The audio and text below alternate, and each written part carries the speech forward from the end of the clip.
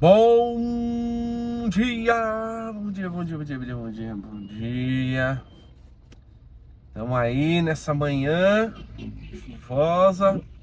Tá uma chuva forte assim, mas manhã chuvosa.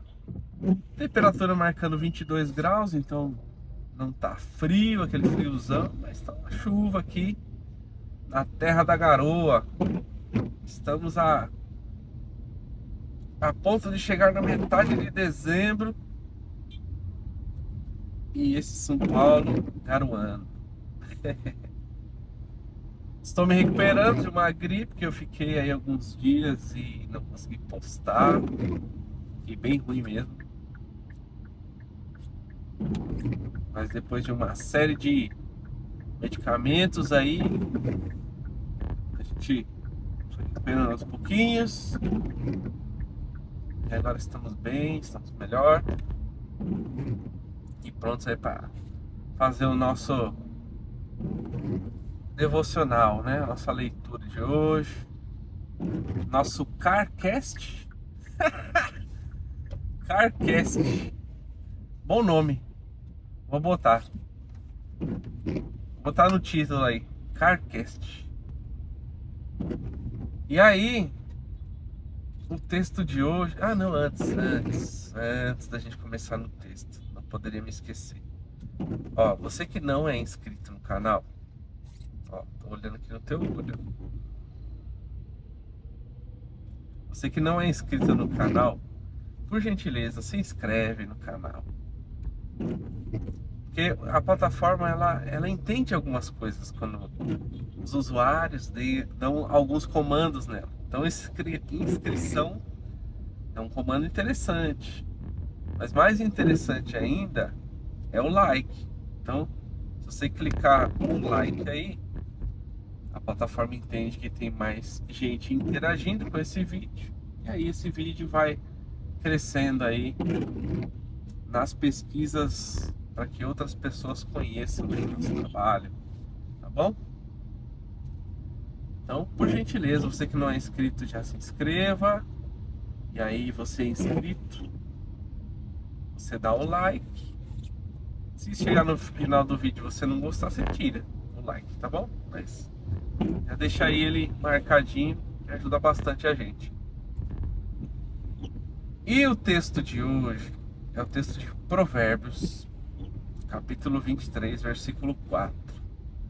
Já começa que Provérbios é um livro sensacional da sabedoria, né? Eu gosto muito. E esse capítulo 23 é interessante também, mas a gente vai detalhar um pouquinho mais esse versículo, o versículo 4, que diz o seguinte: não se desgaste tentando ficar rico, né?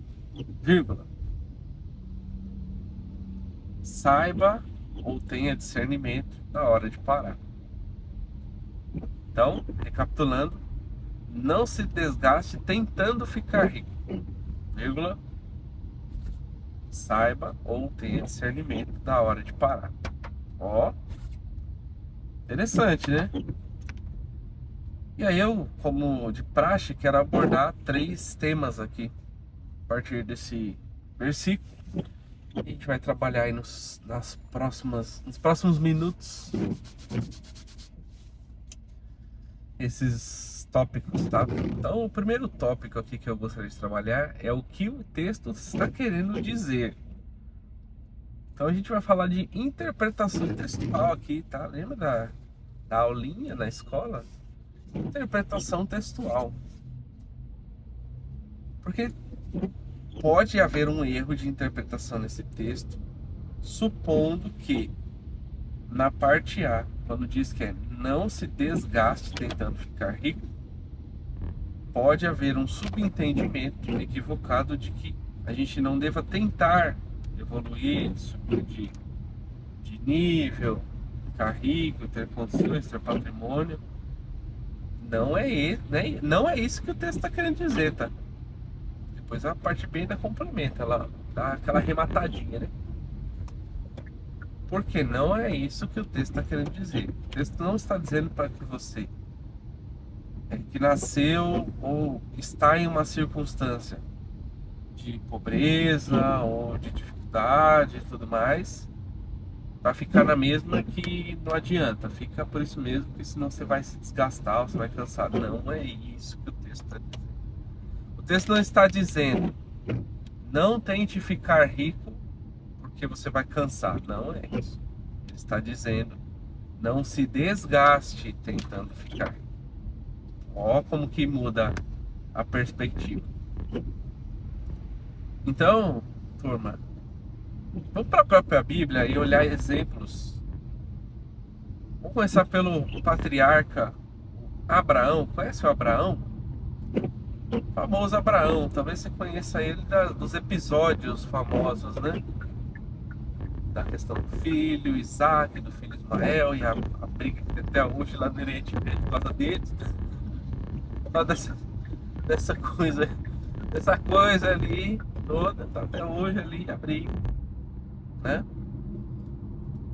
Conheça ele das falas, né, de Deus para ele e tal. Mas uma coisa que poucos talvez exploram é quem era o Abraão empreendedor ou negociador até. Porque ele sai da Babilônia, ele caminha para sentido Canaã, né, uma mapinha lá na região mais ao norte, ele vem descendo. E ele vai de alguma forma conquistar terras ou território, boa parte ali da Canaã, por intermédio de negócio, compra e venda, tá? Tanto é que quando lá na frente, em Êxodo, Moisés, e depois lá nos livros que seguem até Josué, e Josué vai batalhar para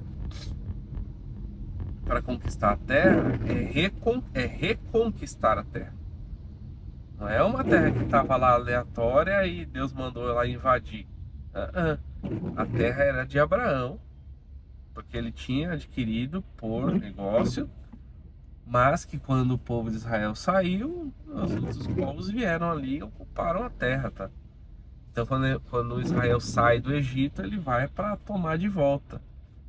E aí, como tinham fortalezas e fortalezas, ninguém quis. Se eu não me engano, teve uma cidade só que negociou, né? E aí teve paz, mas para as outras demais cidades foi guerra, né? Para retomar o território. Mas na época de Abraão, aquilo ali foi adquirido através de negociação. Abraão desce para Canaã, depois desce para o Egito, depois volta. Então, nesse processo todo, ele angaria. Mas assim, ó, eu imagino que Abraão, um dos homens mais ricos daquele tempo. Um dos homens mais ricos daquele tempo. Então, é pecado tentar ser rico, buscar, né, a riqueza ou prosperar. Bom, a gente começa pelo próprio patriarca, então, né? Abraão. E tantos outros exemplos que a gente vai ver na Bíblia aí que foram bem abastados ou evoluíram, né? O próprio José se tornou governador do Egito. O próprio Jó, muito rico também. Salomão, nem se fala, né? O próprio Salomão.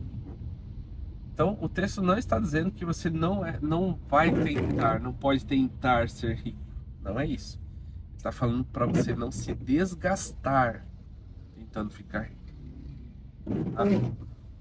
Então, a primeira lição aqui é: leia atentamente o texto e não interprete coisas que o texto não está dizendo.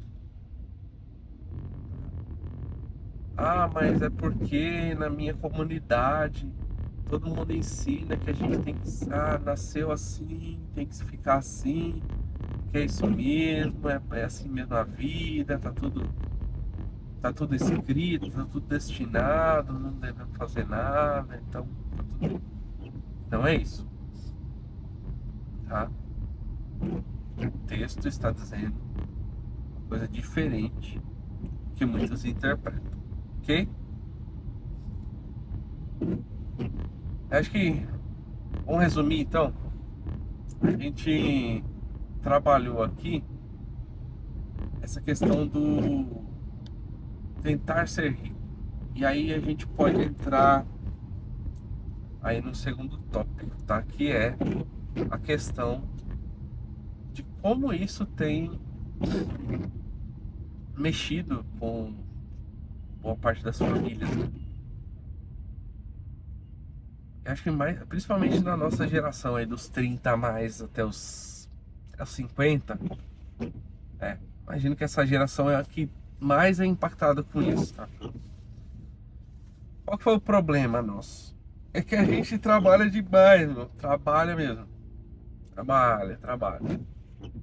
Porque a gente quer dar recursos para os nossos filhos que talvez muitos de nós não tiveram no nível que podemos dar para os nossos filhos.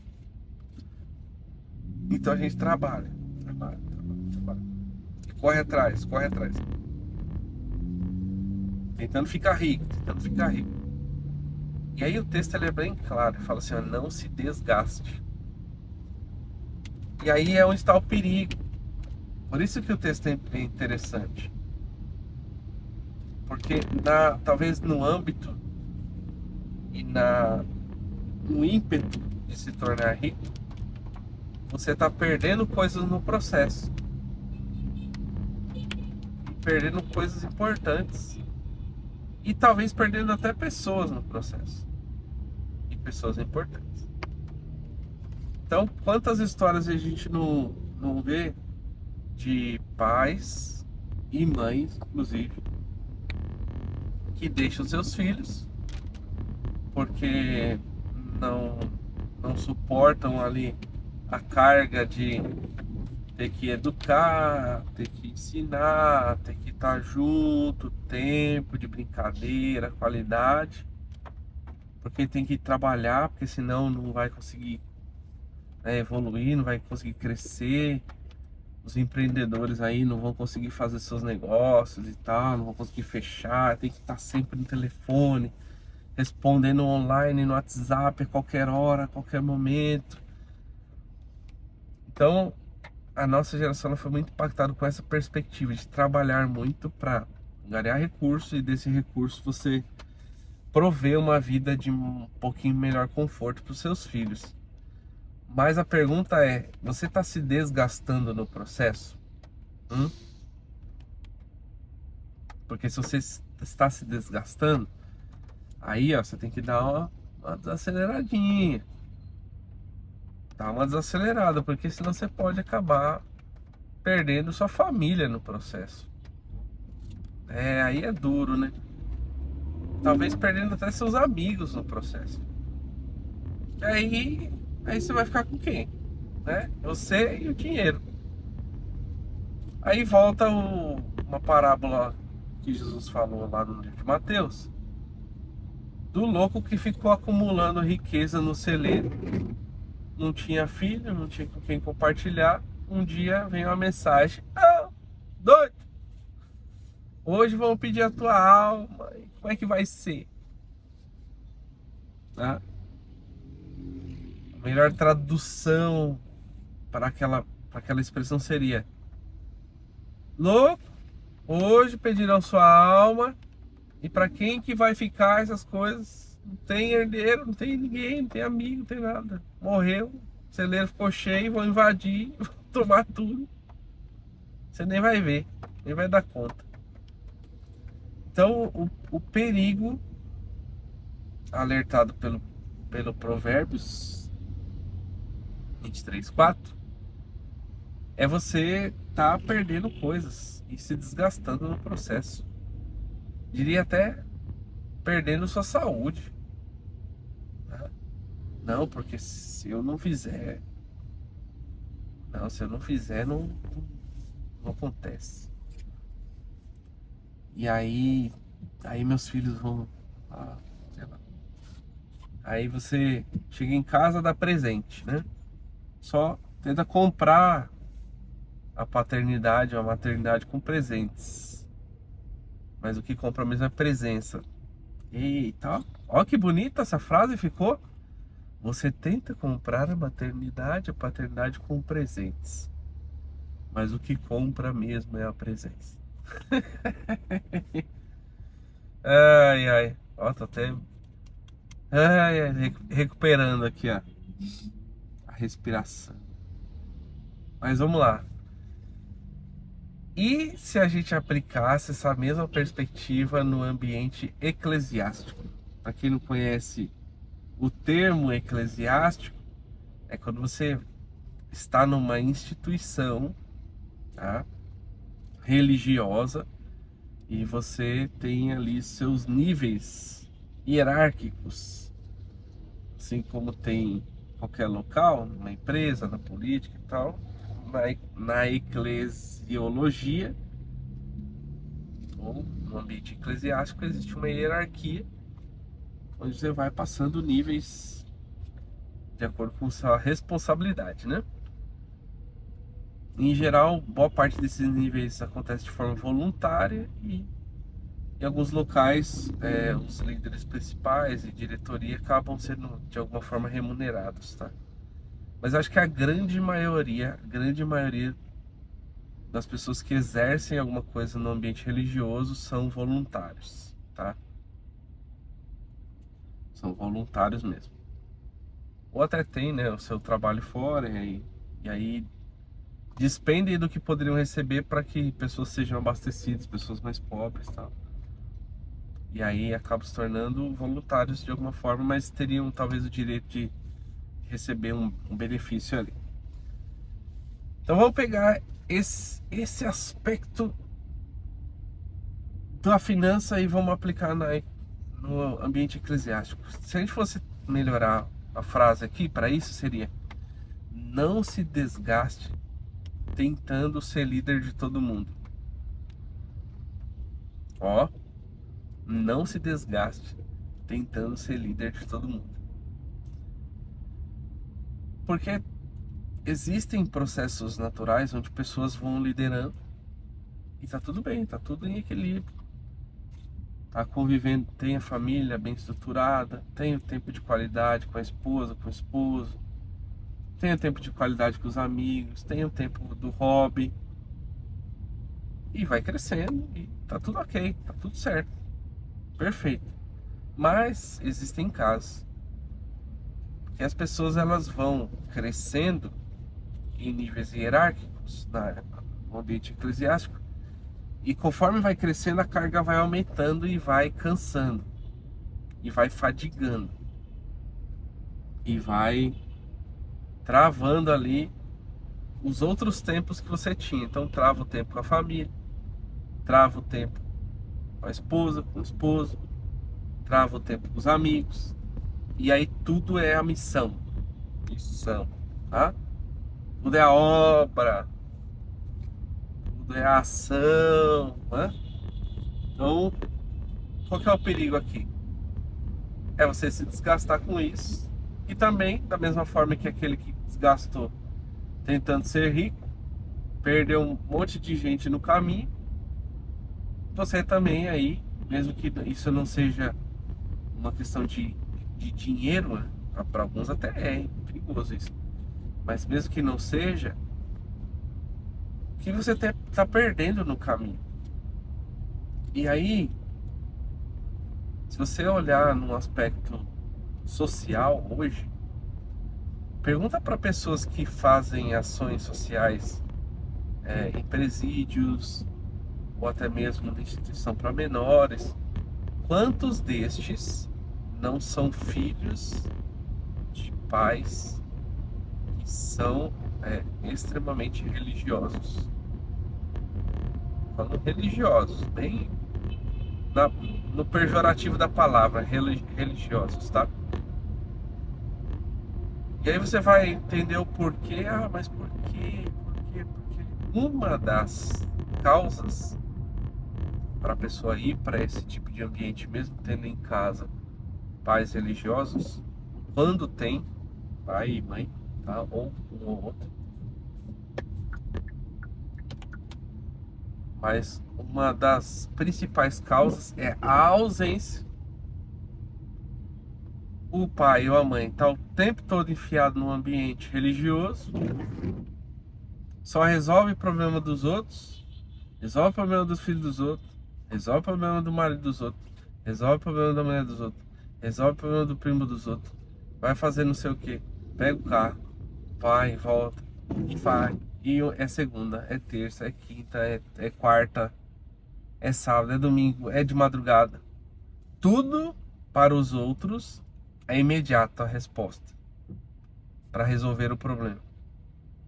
Mas para o seu filho, sua filha, não tinha um tempo.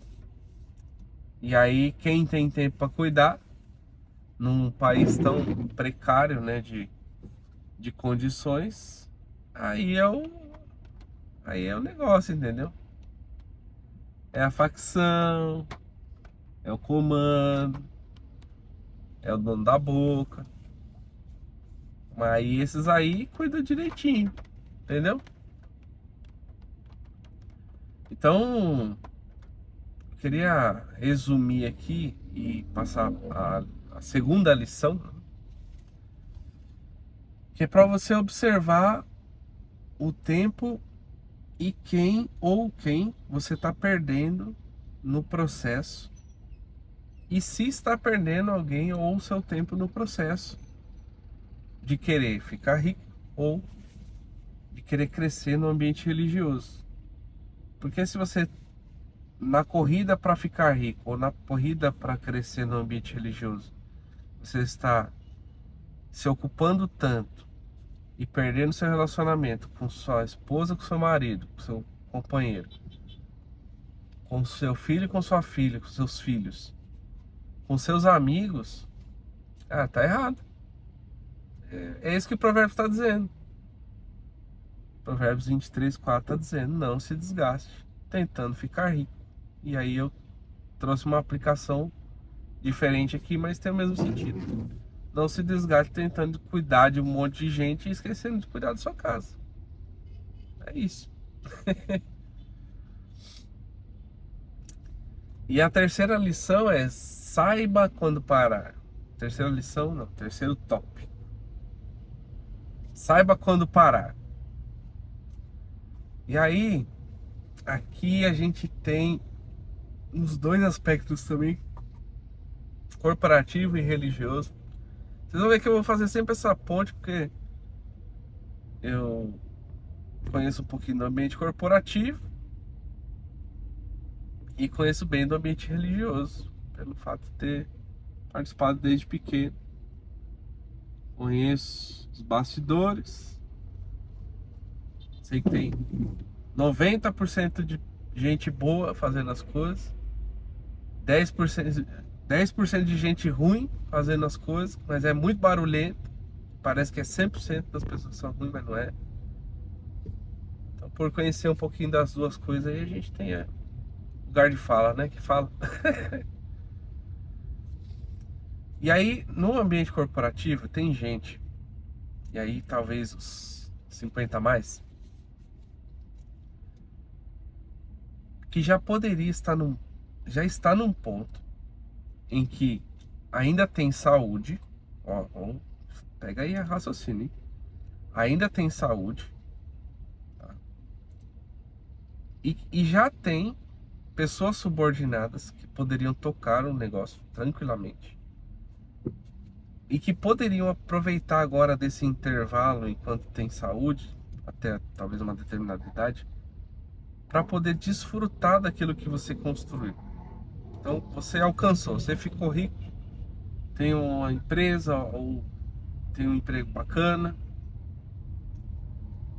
e aí você não está desfrutando nada do que você construiu ou conquistou. E aí você acaba se tornando um viciado em trabalho, tá? Eu gosto de trabalhar, isso é fato. Mas viciado em trabalho é aquele que abandona coisas possíveis em troca de um tempo de trabalho, tá? tempos que você não precisaria estar trabalhando e troca por trabalho. Isso é o vício em trabalho. Você poderia estar aí já, né? Senhora, com todo respeito, poderia estar aí pegando avião pro Nordeste, indo lá comer um camarãozinho, né? Uma lagostinha, ir lá pra Natal, né? Maceió, beleza, em João Pessoa, que mais? Fortaleza, lá na Feira do Peixe, lá em Jericoacoara, né?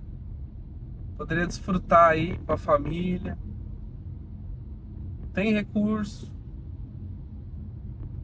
tem um tempo, pode tirar ali 3, 4 dias, fazer um passeiozinho interessante, pegar um avião, pegar um carro, alugar um carro e conhecer o interior de, sei lá, do Goiás, interior aqui de São Paulo. Mas tá aí e for dado o trabalho sem precisar. Todo o tempo que você tá. E aí o texto ali de Provérbios está dizendo assim: tenha discernimento da hora de parar. Tenha sabedoria. Atenção. Discernimento. É claro que o texto está falando sobre parar para não se desgastar. Mas como a gente pode aqui aplicar, né? O entendimento aplicar em coisas diferentes, não é a interpretação do texto, é aplicações, N aplicações. A interpretação é uma só. Aplicação são N. Então a gente extrai aqui e tenta aplicar para a coisa da vida. E aí você poderia estar desfrutando e estar aí se desgastando. Sabedoria. Assim como o cara que está no processo, na loucura de tentar enriquecer. Você ter sabedoria para não se desgastar, parar com essa correria toda.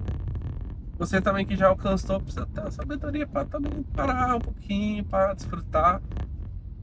Não é pecado não, tá? E aí vamos virar também para o ambiente eclesiástico. Quantos e quantos pastores, líderes, evangelistas não deixam de ter o seu tempo de descanso porque acham que se ele ou ela não estiverem na igreja ou no templo ou no centro, o que for, não, se eu não tiver, não funciona. Nada vai funcionar. Eu tenho que estar lá, mesmo que não vou fazer nada, não vou conduzir nada, mas eu tenho que estar lá porque a minha presença é sua presença, é a presença lá de Jesus, pô. A presença do Espírito Santo, essa é a presença que ele tá lá. Você é uma pessoa de carne e osso, precisa de um descanso, né? Não, mas aí eu largo tudo pela obra. Opa, aí a conversa é diferente. Largar tudo pela obra? Que obra?